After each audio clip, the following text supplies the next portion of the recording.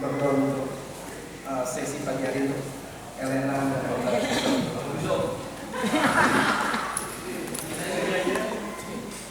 Suka kata kumisnya.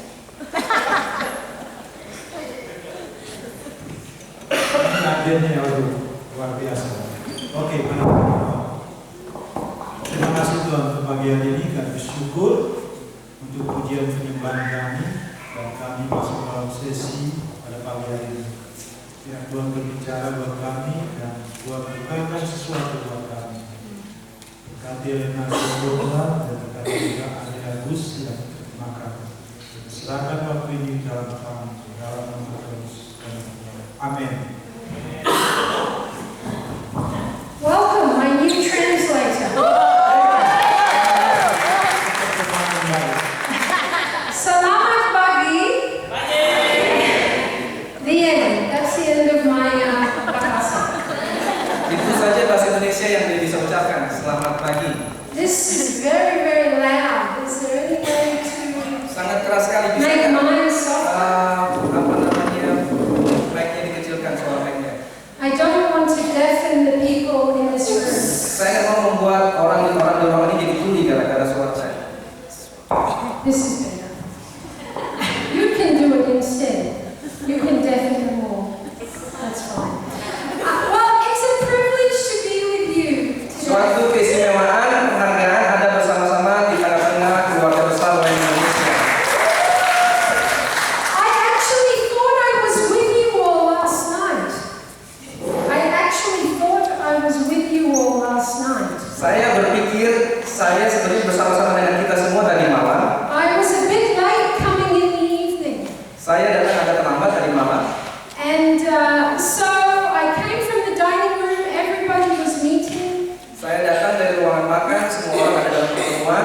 And I went into the meeting room where everyone was sitting. Saya masuk dalam ruangan di mana semua orang duduk. And then I looked around and people were smoking. Dia masuk di ruangan yang salah ya. Saya lihat orang-orang dalam ruangan itu kok orang-orang pada merokok. Sejak kapan orang mulai merokok? And we're all sitting in a circle. Saya lihat Karuna lagi pegang. Saya lihat orang-orang dalam lingkaran. Someone was in the front speaking Bahasa. Dan ada orang di depan bicara dalam bahasa Indonesia. They were all looking at me and smiling. Mereka semua melihat kepada saya dan tersenyum Smoking. sambil merokok. And I thought, something's not right. Dan saya pikir ada yang salah dengan orang-orang lain ini. I thought, why in Indonesia? They're very free. Saya berpikir kayaknya orang-orang Indonesia ini selalu bebas sampai pada merokok ya. And then I realized I was in the room where the meetings were the last few days. Sesudah itu saya baru sadar ternyata saya ada di ruangan yang dipakai untuk pertemuan SLT sebelumnya. Tapi sudah dekat sini ya. You were all here and I was sitting with another group. Kita semua ada di ruangan ini sudah pindah, tetapi saya ada di ruangan sana. I'm sure they were all sitting there thinking, why is this foreigner sitting with us? Baru saya kan kenapa mereka berpikir kenapa ada orang bule asing bersama-sama dengan kami di sini. Oh, what to do when you're a silly foreigner? Apa yang dilakukan kalau dengan orang asing yang apa tuh? But I want to say how much I enjoyed being in Indonesia. This is my 4th time in Indonesia. Saya mau mengatakan saya sungguh-sungguh menikmati ada di Indonesia ini. Keempat kali saya ada di Indonesia. I'm starting to recognize a few faces, even if I can't remember names. Saya mulai mengamati, menyadari beberapa wajah yang saya kenali sekalipun saya tidak ingat nama-namanya. And I just want to say, it is just so refreshing to be with this YWAM family in Indonesia. Saya sungguh-sungguh mengatakan bahwa sungguh sangat menyegarkan buat saya ada di sini bersama dengan keluarga besar YWAM di Indonesia. You are the most welcoming, friendly, embracing part of the family. Kalian adalah orang-orang yang sangat terbuka, hangat ya kepada saya. And the more I get to know you and to get to know your elders and your leaders, the more it brings joy to my heart to be with you all. Semakin saya bisa bersama mengenal kalian lebih lagi dan juga tua-tua yang duduk di sebelah sana, semakin saya bisa menikmati. I've just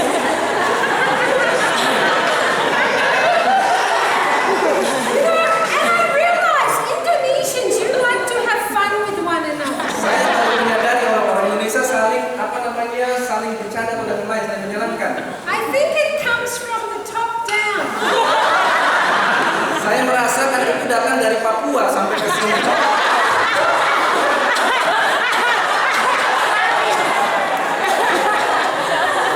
What hope is there when you have Jimmy, Jeffrey, Roland, and other leaders? Apa yang terjadi kalau mereka duduk bersama-sama? Kak Rulan, Kak Jimmy, Jeffrey, dan Om Novi. Hallelujah, yes, amen. Ya, But I just want to say thank you for allowing me to be with you.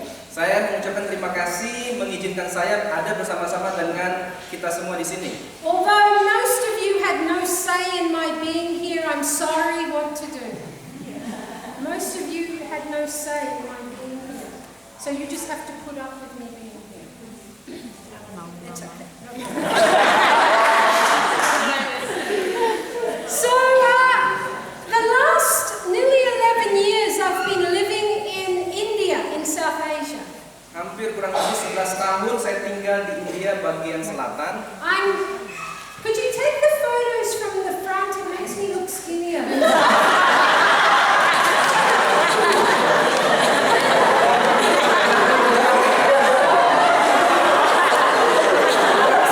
Jadi boleh ambil fotonya dari 1 kilometer dari sini supaya kelihatan lebih kurus. I need all the help I can get. In Indonesia, I feel like the great white giant.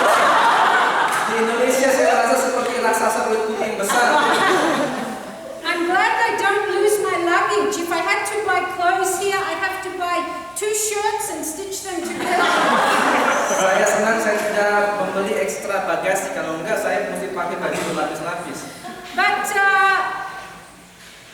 the last 11 years I've been in India. Selama kurang lebih 11 tahun saya ada di India, I transitioned back to Australia last year, dan tahun lalu saya mengalami transisi kembali ke Australia, and I work with the International DTS Centre. dan saya bekerja bersama DTS Center Internasional. And you may think, well, what is that? I don't know, so what? Mungkin beberapa dari kita berpikir itu apa ya, saya nggak tahu terus apa maksudnya.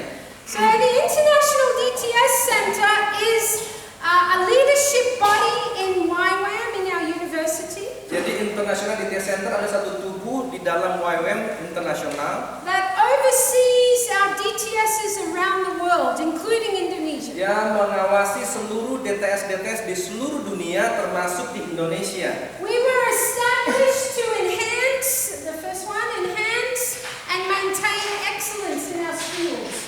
Ya, ini dua fungsi utama adalah membangun, memulai untuk menjaga kesempurnaan DTS atau DTS di seluruh dunia. But our primary role is one of serving and supporting DTS staff and leaders. Tetapi tanggung jawab utama adalah melayani dan mendukung pemimpin-pemimpin DTS. The goals of our center is to serve, support, staff development, leadership development, Goalnya dari IDTS Center adalah untuk pengembangan staf dan kepemimpinan, to help develop resources to help our DTSs, membangun sumber-sumber yang dibutuhkan, to help maintain the quality of the DTSs that are running and being pioneered, menolong untuk menjaga kontrol kualitas dan juga program monitoring, to network our DTSs in the wider body of Youth with a Mission with one another, untuk berjejaring antara DTS-DTS satu dengan lain dan di seluruh dunia,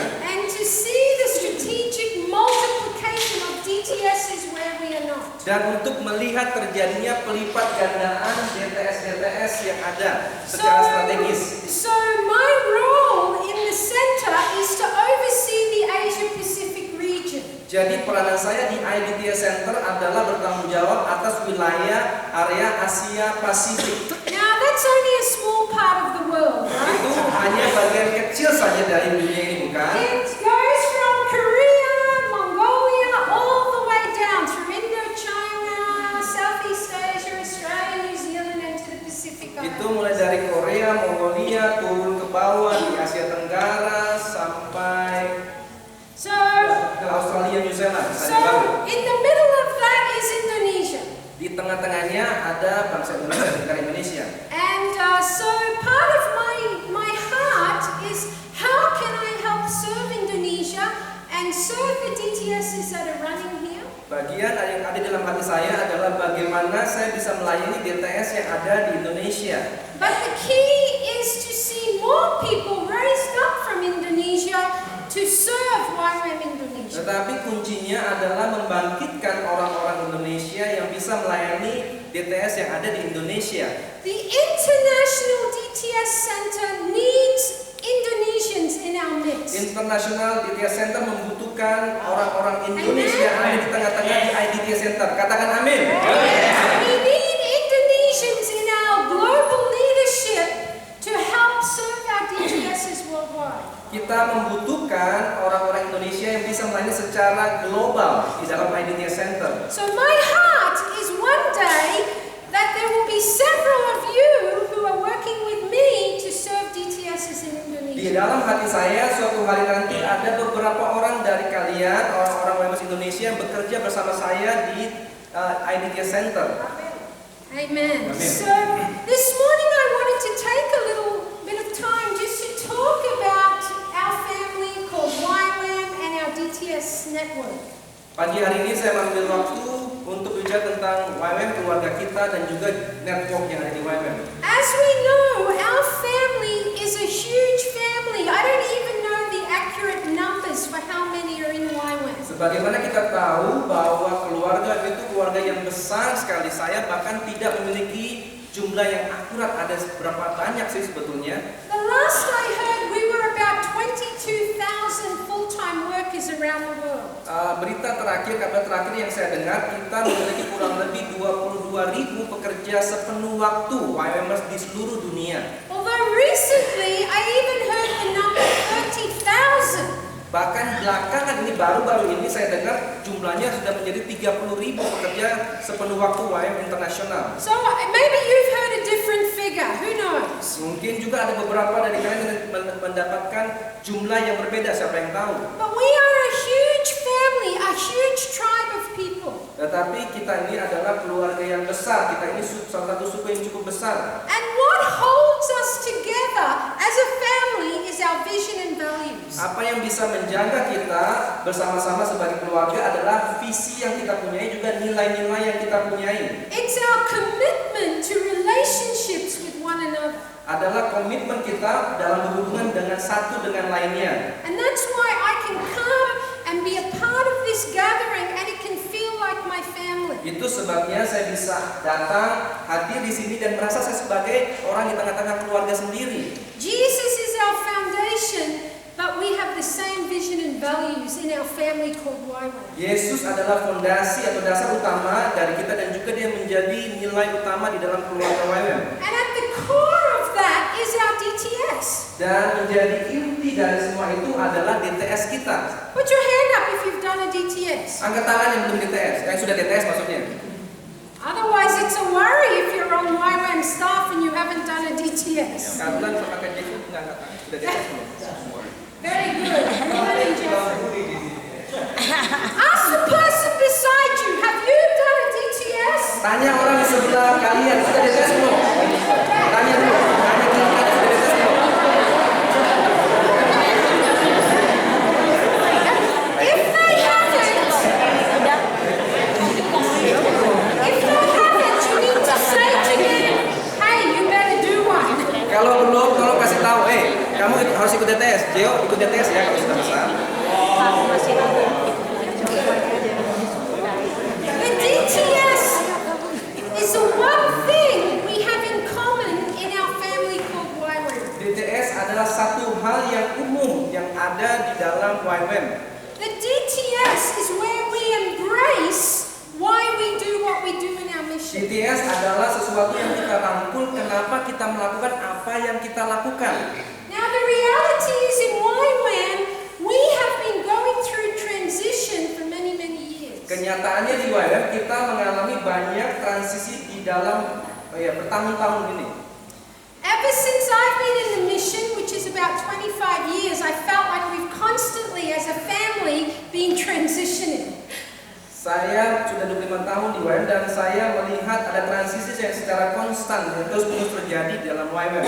In our structure and in struktur how kita, we are relating to one another. di struktur dan juga di dalam bagaimana kita berhubungan satu dengan lainnya. Now that's not a bad thing, Itu bukan hal yang buruk, because when we hear God's voice and obey, karena pada waktu kita mendengar suara Tuhan dan kita mentaatinya, God is constantly speaking to us what's on His heart. Tuhan secara konstan, secara terus-menerus berbicara kepada kita apa yang ada di dalam hatinya Tuhan. And so what may have served us in the past does not serve us in the ways we're going in the way ahead. Apa yang bisa melayani di zaman sebelumnya, di waktu sebelumnya, belum tentu bisa melayani di waktu yang sekarang atau di waktu yang akan datang. And just as I believe Novi shared last night, transition, going to places that we don't know can be scary. Dan seperti Pendeta Novi katakan tadi malam, transisi itu membawa kita ke satu tempat yang kita tidak ketahui, yang kadang-kadang bisa menakutkan. But in the midst of the transition is our DTS, in the midst of YWAM. Di tengah-tengah transisi tersebut ada DTS, di tengah-tengah tersebut ada DTS. It's often said that DTS is the heart of our mission. Seringkali dikatakan DTS itu adalah hati atau detak jantung daripada badan misi kita. So in the midst of transition, of going places where we've not been before as YWAM structure, we must stay true to the DTS, to the heart of what God has spoken. Di dalam transisi menuju masa yang akan datang yang tidak kita ketahui, kita harus menjaga, melihat DTS kita.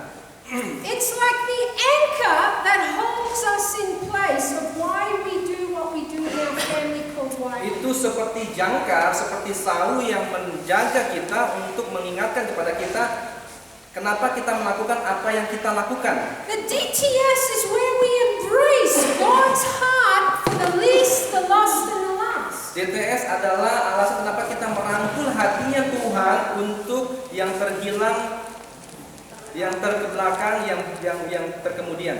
The DTS is where we embrace God's heart for all people and all nations. The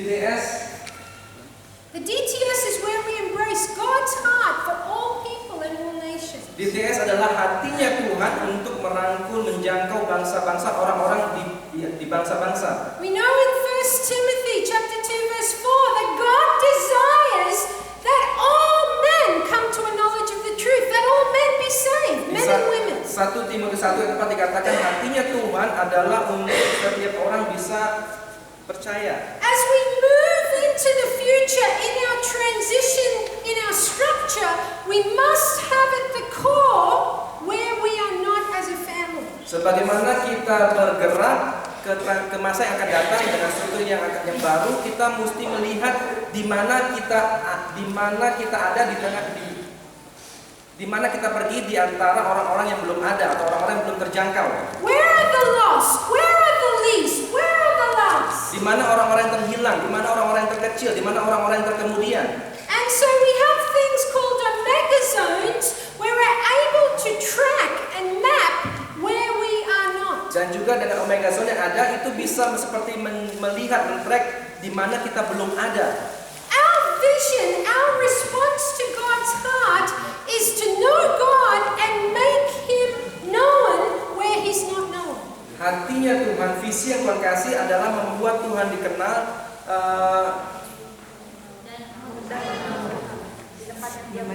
membuat Tuhan dikenal di tempat yang belum dia dikenal. Terima kasih. And in Indonesia, with your 17,000 islands, you've got a lot of places where you are not. Dan di Indonesia di mana kita memiliki kurang lebih 17.000 pulau-pulau, kita bisa tahu di mana nama Tuhan belum dikenal.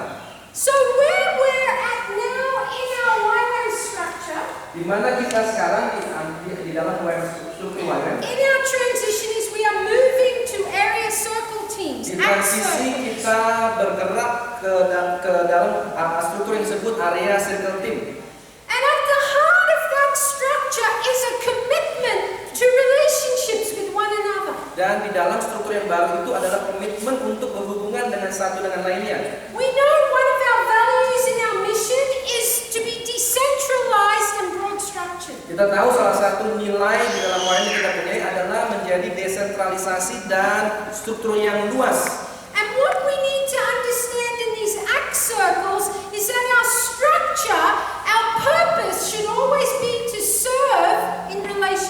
Dengan struktur yang baru ini tujuannya adalah melayani, mendukung dalam hubungan satu dengan lainnya. Our structure is to serve people and to serve nations. Struktur kita haruslah melayani bangsa, melayani orang-orang.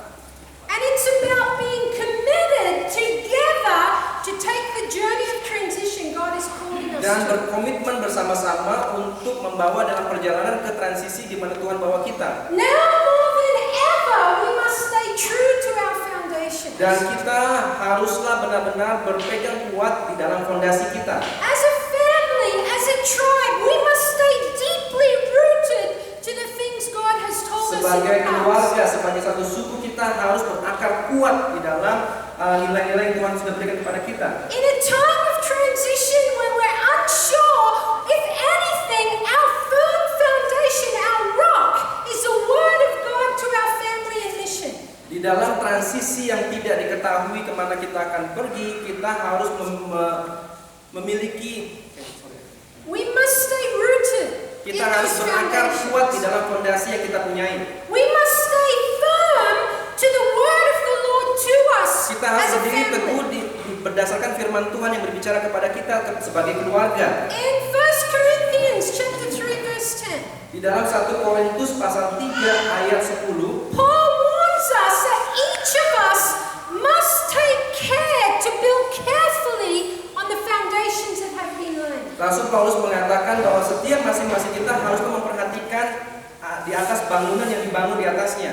Now more than ever in our transition to Acts circles, we must be careful to build on the word of the Lord to us from our past. Sama halnya dengan struktur yang baru di transisi yang kita lakukan ini, kita harus berhati-hati berdasarkan firman Tuhan dalam setiap hal-hal yang dibangun di atasnya. Hati-hati, very important. You know, probably the last few months, I've been reflecting a lot on generational change. Di dalam beberapa bulan terakhir saya banyak merenungkan di dalam tentang perubahan generasi. You know, Lauren and Darlene are getting older. Lauren dan Darlene semakin lebih tua. Well, we're all getting older actually. Kita semua lebih tua, semakin menjadi tua kecuali gaji ini. So, I've been thinking a lot about transition from Lauren's generation to the next generation to the next generation. Saya sering berpikir transisi dari zamannya Lauren ke generasi sesudahnya dan generasi seterusnya. How many of you have met Lauren and Darlene or been in a conference with them? Berapa banyak dari kita yang pernah bertemu dengan Lauren dan Darlene atau ada di konferensi di mana Lauren dan Darlene jadi pembicaranya? It's like mom and dad, mother and father, or oma, opa, grandfather, grandmother in our family. Yeah? Itu seperti orang tua, ayah atau ibu atau opa dan oma bagi keluarga kita, bagi keluarga YWAM. Unfortunately, they will not stay with us forever. One day, they shall be wherever Jesus is. Sayangnya mereka nggak akan seterusnya selamanya bersama-sama dengan kita. Suatu hari nanti mereka akan pergi di mana Yesus ada, di mana Yesus tinggal. And I don't know about you, but I am so thankful that I am in YWAM while Lauren and Darlene are alive. I am so thankful personally that I am in this family while Lauren and Darlene are with us. Secara pribadi saya sangat bersyukur saya ada di keluarga YWAM di mana ada Lauren dan Darlene di dalamnya.